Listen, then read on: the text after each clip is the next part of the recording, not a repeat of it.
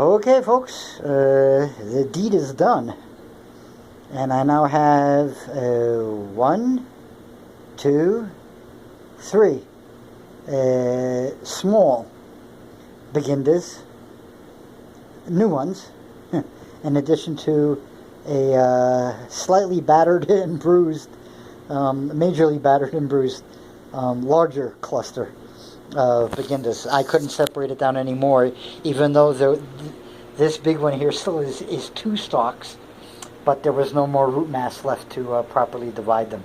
So they got left alone.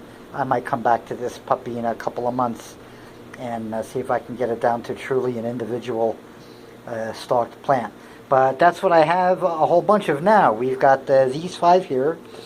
The one on the right and the one on the back are from the first 3 that I just ripped out by hand, along with some corms from the mother plant. Excuse me. And of course the other one is right there.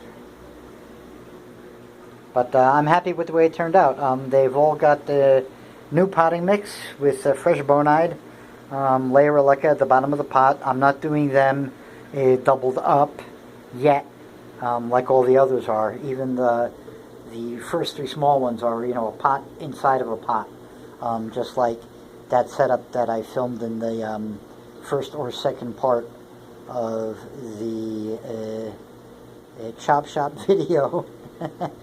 But yeah, came out. I'm happy with the way it came out. There's quite a bit of sliced area. The tubers have, a large cut now on the side because I, moved the knife straight down between stems, hoping I would get, roots with each one, and I did. But it's a wide, large-faced cut from that blade going all the way down, through the tuber. So I hope they'll heal up quickly. They're sitting in some water for now because I want the potting mixture to absorb water. There's a 1.5 inch layer of leca inside the bottom of each of those small pots, and then the very coarse chunky mix. So and it's a lot of cocoa chips, also like a horticultural pumice, bark chips, small ones, from Reptibark by Zoomed. It's not nearly as big as the orchid bark crap that the Home Depot sells. It's much better and easier to work with and much more suitable a grain size for an 8-inch pot. There's a good idea of what the mix looks unhidden. You can see all sorts of nice chunky chunks in there. You see there's a thumb for reference. It's not a huge thumb, but it's a thumb for reference. There you go. I did want to show, of course, the Philodendron gigas. The new leaf coming out now, as it is getting close to 8.5, 9 inches long. So I think this will be even a bigger size than this leaf. I think it's now going to continually upsize with nearly every leaf. At least that's what I'm hoping. Instead of a sudden jump like what happened down here. So far there were actually 2 jumps in size. It went from about a 4-inch to a 7-inch, and then from a 7-inch to about a 12-inch. And I do want to show also the pink princess leaf unfurling, and I still have no idea where this thing is going to end up yet. But and I still can't tell exactly what it's going to be looking like from variegation. As far as variegation is concerned, I might see it when I look at it on the monitor.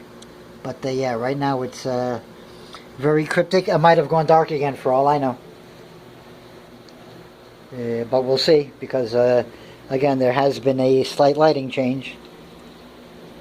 But again, for me, it's really not an issue. Nice when it happens, and it's still a knockout plant. Okay, what else is there for a quick update since I started this whole silver dragon thing going on? Is there anything else that I should point out? Yeah, okay. I think that is on the baby gigas. I think it's not a split. I think this is just one big long leaf. That's the tip of it right there.